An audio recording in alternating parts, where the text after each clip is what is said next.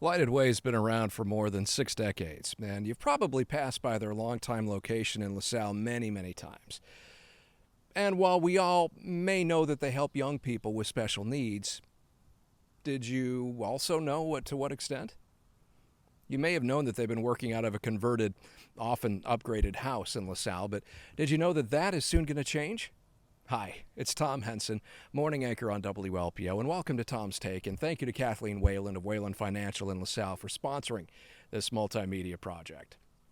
I caught up with Lighted Way Executive Director Jessica Kreiser and board member Scott Schweickert, who also is the Peru City Attorney, at the new building on Charter Street near Baker Lake, and they're busy getting it ready for a move-in just a few weeks. So if you're listening to this on Sunday morning radio or streaming, you can also see this video at Starved Rock Media's YouTube channel. Go to YouTube, search for Starved Rock Media, and you'll find this video up there among many other Tom's Take videos. This particular video is a stand-up interview with Jessica and Scott in a room that's being renovated in the new building. I'm also posting raw, unedited videos of a walkthrough that they led me on too, and you'll find those alongside this video interview. Here's the chat we had. Our mission at Lighted Way is to change the life of a special needs child every day.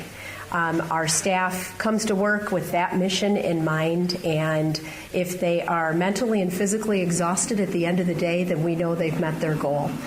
We have the opportunity, the honor actually, to be able to educate children from across the Illinois Valley area who are not able to be educated in their home school districts because of one part of their disability or another. We are able to bring children in at age 3, and they age into adult services at 22 years old. At 22, a special needs child is no longer the responsibility of the home school district. So at that point in time, a place like Horizon House or Gateway Center, Streeter Unlimited, Ottawa Friendship, Open Door up in Sandwich, Somonauk would be great places for families to be seeking some type of daily involvement. What I think is pretty fascinating too is the distance, the radius that they pull kids from, because as you know, in our area we have a lot of smaller villages and towns and small school districts that don't have the programs that are the type of treatment and the education and certified teachers for special education programs. And our furthest student right now is a little over an hour, one way. We have families that regard Lighted Way as their haven also, not just the haven of their child. Mm-hmm. We have students from all the way down towards Peoria.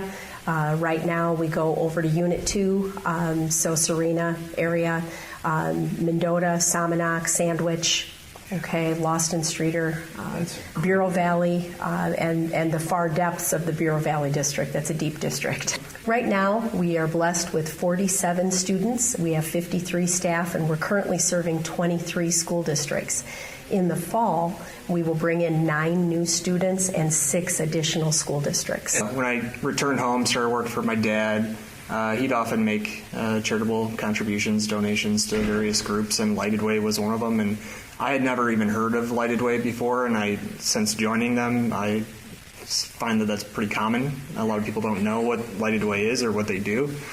So I was tasked with doing a photo op, taking a check over at Lighted Way, and I met Jessica, and I walked in the door, and Jessica greeted me with open arms and a big hug and a smile, and that's just who she is. And we took our photo, and then that was kind of an annual thing for a few years, and then it was end of 21 that a board seat opened on the board here, and so she gave me a call, and I agreed to join. And the enthusiasm of Jessica Kreiser and Scott Schweickert's infectious, I have to say, and I'm really looking forward to seeing the new Lighted Way building after it's operating at 1445 Charter Street in LaSalle. But until then, we need to steer clear and let them get their work done. But Lighted Way always welcomes support, so give Jessica a call if you'd like to help them out on their mission. We were, at the onset pretty much tasked with, hey, we have this house that had been remodeled 5 times over the last 60 years, and you're talking about wheelchairs and feeding tubes and all the equipment that comes with them in this small space, and what are we going to do? So I think at the time when I joined, they were evaluating another addition to the present location for a gym, and I thought maybe I'd just offer some inputs and suggested maybe we look for a larger space because the cost of just having that gym addition was, pretty significant in itself, and it didn't really fix a lot of the other challenges the school was facing with lack of space and everything else. The community has embraced us in a very powerful way. We have launched a capital campaign. We have had people reach out and ask to be able to do fundraisers for us. We've been the recipient of 3 golf outings in the last 6 weeks. And LaSalle County came through huge LaSalle County, with the ARPA money. Yes. We got $1 million from the county, which I think was a great use for that money. We had Christmas lights, Light the Lighted Way campaign that was one of my ideas. We had mailers. We've done everything in our power to really kind of reach out to everybody and ask for help and support, and everybody has given that to the extreme, I would say. Tom, when you look at the project overall, this is a $5.9 million project. And so when we take a look at having a mortgage, the daily rate that comes in from the state, we are considered a non-public special education facility, and we are governed by the Illinois State Board of Ed. They tell us what the rate is that we are allowed to charge for our services every day. But when I break that down, that does not cover all of the utilities as well as paying an employee. So we literally live on donations, okay, and any fundraising that we're able to do. Right now, we're very pleased to say that we have about $1.7 million left on our mortgage, and we will continue to beat the pavement and just ask people to please come in and see who we are, come in and see what we do. And if you would like to support us, we would love to have you as a partner. They get to live when they are here. We are helping them be actively engaged in their education. They have friends. They have every adult in the building knows them by name, okay?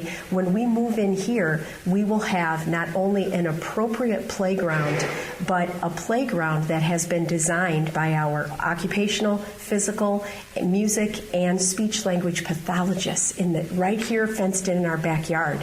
Mr. Schweickert also has donated to the city of Peru, and we have had the honor to be able to design a state-of-the-art playground. It will be a magical place for children to come from all across the area to be able to play at.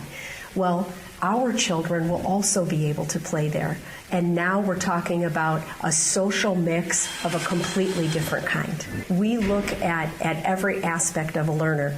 We have children who roll in the building, those who walk in, children who can use their limbs, children who cannot, children who are tube fed, those who are able to eat by mouth. So when you stop to think about the level of support that is needed for a child who rolls in the building, who is nonverbal, can't move any of their limbs, and possibly is tube fed, how do you make their education enriching to them? That's what we do every day. To see the difficulty that these kids go through life every day, every single child that walks through that door, and they're treated like a member of the family. Well, thanks to Jessica and Scott for taking time to talk with me and walk me through the ongoing renovations. Very busy right now, as you can see. Again, you can see the rather raw, largely unedited footage of that tour that I took in other videos at Starve Rock Media's YouTube channel. Thank you, as always, to Kathleen Whalen of Whalen Financial in downtown LaSalle for her ongoing support for this weekly multimedia project. And thanks to you also for checking it out. Spread the word, please.